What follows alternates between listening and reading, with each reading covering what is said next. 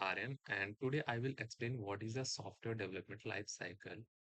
Software development life cycle is nothing but it's a framework or it's a flow that follow in an industry to develop a new project or updating a old project with a new version.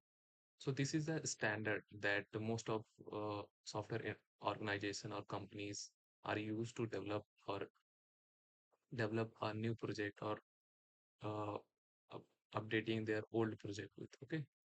So in the software development life cycle, we have a in this standard we have a follow these six stages. Okay, first is planning, and then defining, designing, building, and testing and development. I will explain what each of is. In a planning, first they have to idea what they wants to build. First they understand what they wants to build.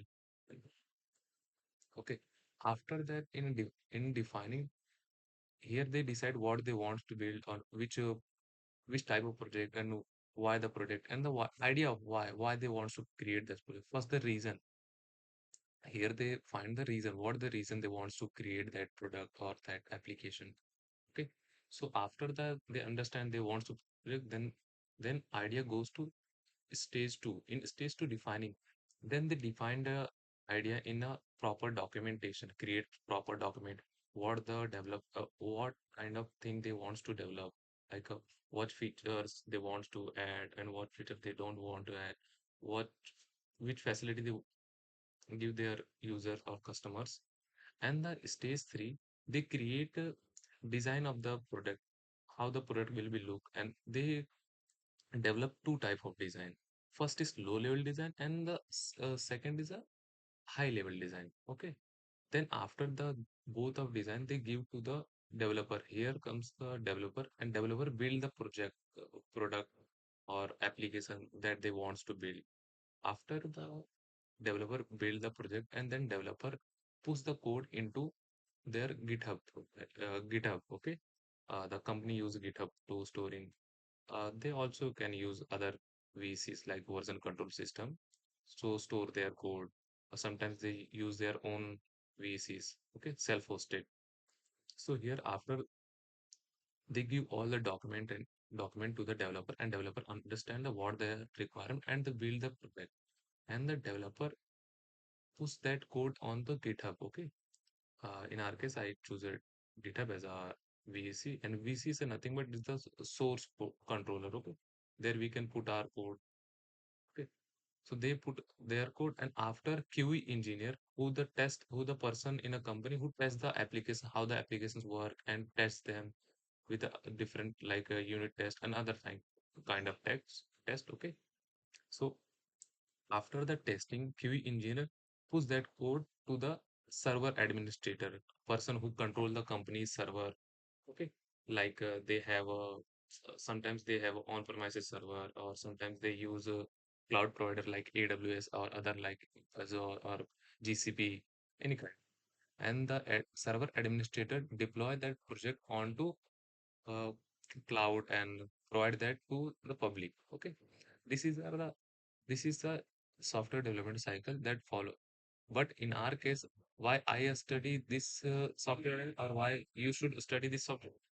Because of we are studying DevOps, so we should understand what is software development cycle and how this cycle work.